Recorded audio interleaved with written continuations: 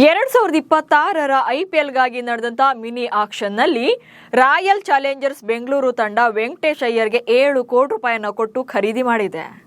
Last season ಅಲ್ಲಿ 23 ಕೋಟಿವರೆಗೂ ಕೂಡ ಬಿಡ್ ಮಾಡಿ ಕೈ ಬಿಟ್ಟಿದ್ದಂತ ಆರ್ಸಿಬಿ ಮ್ಯಾನೇಜ್ಮೆಂಟ್ ಈ ಸಲ 7 ಕೋಟಿಗೆ ಖರೀದಿ ಮಾಡಿದ್ದಕ್ಕೆ ಸ್ಮಾರ್ಟ್ ಮೂವ್ ಅಂತಾನೆ ಕೆಲವರು ಅಪ್ರಿಶಿಯೇಟ್ ಮಾಡಿದ್ರು. ಅಂಡ್ ನೆಕ್ಸ್ಟ್ ಸೀಸನ್ ಅಲ್ಲಿ ನಂಬರ್ 3 ನಲ್ಲಿ ಬ್ಯಾಟಿಂಗ್ ಅನ್ನ ಮಾಡಿಸಬಹುದು ಎನ್ನುವಂತ ಲೆಕ್ಕಾಚಾರ ಕೂಡ ಇದೆ. ಆದ್ರೆ ವೆಂಕಿ ಫಾರ್ಮ್ ನೋಡ್ತಾ ಇದ್ರೆ ಅವರಿಗೆ 7 ಕೋಟಿ ಕೊಟ್ಟಿದ್ದೇ ವೇಸ್ಟ್ ಅನಿಸ್ತಾ ಇದೆ. ಅಂಡ್ ನಂಬರ್ 3 ನಲ್ಲಿ ದೇವದತ್ ಪಡಿಕ್ಕಲ್ ಬೆಸ್ಟ್ ಬ್ಯಾಟರ್ ಆಗ್ತಾರೆ. ಹಾಗೆ ಕ್ಯಾಮರೂನ್ ಗ್ರೀನ್ಗೆ 25 ಕೋಟಿ ಕೊಟ್ಟಿರುವಂತ ಕೆಕೆಆರ್ ಕೂಡ ಕೈ ಹಿಸುಕಿಕೊಳ್ತಾ ಇದೆ.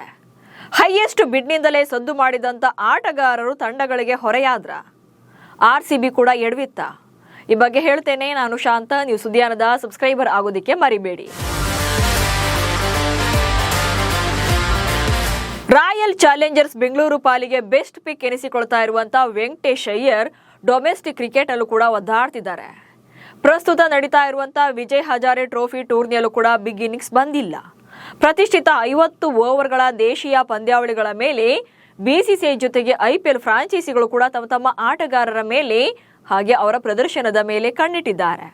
ಈ ಪೈಕಿ ಕೆಲವರು ಅದ್ಭುತ ಪ್ರದರ್ಶನ ನೀಡ್ತಾ ಇದ್ರೆ, ಇನ್ನು ಕೆಲವರು ಫೇಲ್ಯೂರ್ ಆಗಿದ್ದಾರೆ.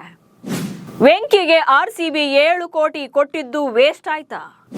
Royal Challengers Bengaluru franchise Venkatesh Iyer ಮೇಲೆ ಸಾಕಷ್ಟು ಭರವಸೆಗಳನ್ನು ಇಟ್ಟಿದೆ. ಆದರೆ ಅಯ್ಯರ್ ಮಾತ್ರ ರನ್ ಗಳಿಸೋಕೆ ಒದ್ದಾಡ್ತಿದ್ದಾರೆ. ವಿಜಯ್ ಹಜಾರೆ ಟ್ರೋಫಿಯಲ್ಲಿ ಇದುವರೆಗೆ 3 ಪಂದ್ಯಗಳು ನಡೆದಿವೆ. ಮಧ್ಯಪ್ರದೇಶ ತಂಡದ ನಾಯಕನಾಗಿ ನಿಭಾಯಿಸ್ತಾ ಇರುವಂತ ಅಯ್ಯರ್ ಪ್ರದರ್ಶನ ಕೂಡ ಹೇಳಿಕೊಳ್ಳುವಂತಿಲ್ಲ. ಕೇರಳ ವಿರುದ್ಧದ ವಿಜಯ್ ಹಜಾರೆ ಟ್ರೋಫಿ ಪಂದ್ಯದಲ್ಲಿ ಅಯ್ಯರ್ ಯಾವುದೇ ಬೌಂಡ್ರಿಗಳನ್ನು ಬಾರಿಸದೆ 8 ರನ್ಗಳನ್ನು ಗಳಿಸಿದರು. ಅದು ಕೂಡ 16 ಬಾಲ್ಗಳನ್ನು ಫೇಸ್ ಮಾಡೋ ಮೂಲಕ.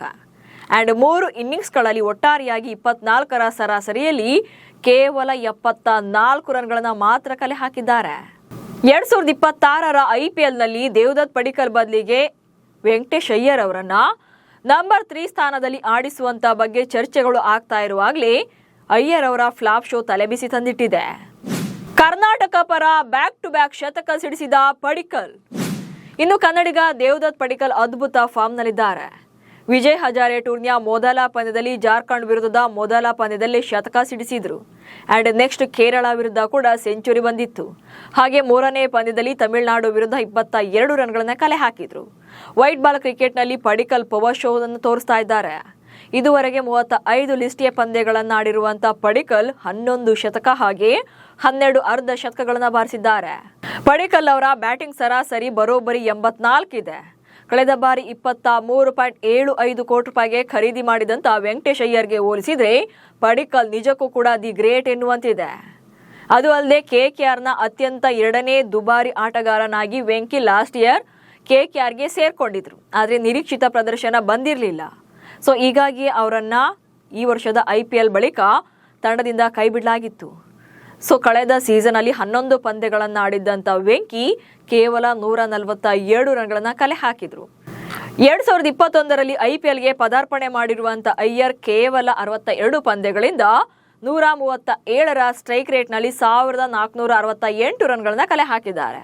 ಇದರಲ್ಲಿ 1 ಶತಕ ಹಾಗೆ 12 ಅರ್ಧ ಶತಕ ಸೇರಿದೆ. ಹೀಗಾಗಿ ನೆಕ್ಸ್ಟ್ ಸೀಸನ್ಗೂ ಮುನ್ನ ಆರ್ಸಿಬಿ ಪರ 3ನೇ ಕ್ರಮಾಂಕದಲ್ಲಿ ದೇವದತ್ ಪಡಿಕ್ಕಲ್ ರನ್ನೇ ಕಂಟಿನ್ಯೂ ಮಾಡೋದೇ ಬೆಸ್ಟ್ ಅನಿಸ್ತಾ ಇದೆ.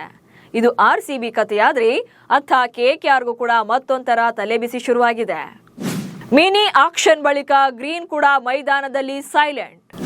ಇಂಡಿಯನ್ ಪ್ರೀಮಿಯರ್ ಲೀಗ್ನ ಇತಿಹಾಸದಲ್ಲಿ ಅತ್ಯಂತ ದುಬಾರಿ ಮೊತ್ತಕ್ಕೆ ಹರಾಜಾದಂತ ವಿದೇಶಿ ಆಟಗಾರ ಎಂಬ ಹೆಗ್ಗಳಿಕೆಗೆ ಕ್ಯಾಮರೂನ್ ಗ್ರೀನ್ ಪಾತ್ರರಾಗಿದ್ರು. ಮಿನಿ ಹರಾಜಿನಲ್ಲಿ ಕೆಕೆಆರ್ ಫ್ರಾಂಚೈಸಿ ಬರೋಬ್ಬರಿ 25.70 ಕೋಟಿ ರೂಪಾಯಿನ ನೀಡಿ ಗ್ರೀನ್ ರನ್ನ ಖರೀದಿ ಮಾಡಿತ್ತು. ಬ್ಯಾಟಿಂಗ್ ಹಾಗೆ ಬೌಲಿಂಗ್ ಎರಡರಲ್ಲೂ ಕೂಡ ಇಂಪ್ಯಾಕ್ಟ್ ಮಾಡ್ತಾರೆ ಎನ್ನುವಂತ ನಿರೀಕ್ಷೆ ಅವರದ್ದು. ಆದರೆ ಬಿಡ್ಡಿಂಗ್ ಆದ್ಮೇಲೆ ಗ್ರೀನ್ ಕೂಡ ಸದ್ದು ಮಾಡ್ತಾ ಇಲ್ಲ. ಆಶಸ್ ಸರಣಿಯಲ್ಲಿ ಕಂಪ್ಲೀಟ್ ಆಗಿ ಡಲ್ ಆಗಿದ್ದಾರೆ. 26 ವರ್ಷದ ಈ ಆಟಗಾರ 6 ಇನ್ನಿಂಗ್ಸ್ಗಳಲ್ಲಿ ಕೇವಲ 112 ರನ್ಗಳನ್ನ ಕಲೆ ಹಾಕಿದ್ದಾರೆ. 18ರ ಸರಾಸರಿಯಲ್ಲಿ ರನ್ಸ್ ಬಂದಿದೆ. ಇನ್ನು ಬೌಲಿಂಗ್ನಲ್ಲೂ ಕೂಡ ಇಂಪ್ಯಾಕ್ಟ್ ಮಾಡಿಲ್ಲ. 7 ಇನ್ನಿಂಗ್ಸ್ಗಳಲ್ಲಿ ಬೌಲ್ ಮಾಡಿದ್ದು ಕೇವಲ 3 ವಿಕೆಟ್ಗಳನ್ನು ಮಾತ್ರ ತೆಗೆದಿದ್ದಾರೆ. ಹೀಗಾಗಿ ಗ್ರೀನ್ಗೆ ಅಷ್ಟೊಂದು ಹಣ ಕೊಟ್ಟು ಕೆಕೆಆರ್ ಕೂಡ ತಾನೇ ಕಲ್ಲನ್ನು ಹಾಕಿಕೊಳ್ತಾ ಎನ್ನುವಂತಹ ಚರ್ಚೆ ಇದೆ. ಒಟ್ಟಲ್ಲಿ ದುಬಾರಿ ಆಟಗಾರರು ಎನಿಸಿಕೊಂಡವರು ಮೈದಾನದಲ್ಲಿ ಕಳಪೆ ಪ್ರದರ್ಶನ ನೀಡುತ್ತಿದ್ದಾರೆ. ಹೀಗಾಗಿ ಮುಂದಿನ ಆವೃತ್ತಿಗೂ ಮುನ್ನವೇ RCB ಹಾಗೆ KKRಗೆ ತಲೆಬಿಸಿ ಹೆಚ್ಚಾಗಿದೆ. ನಮಸ್ಕಾರ.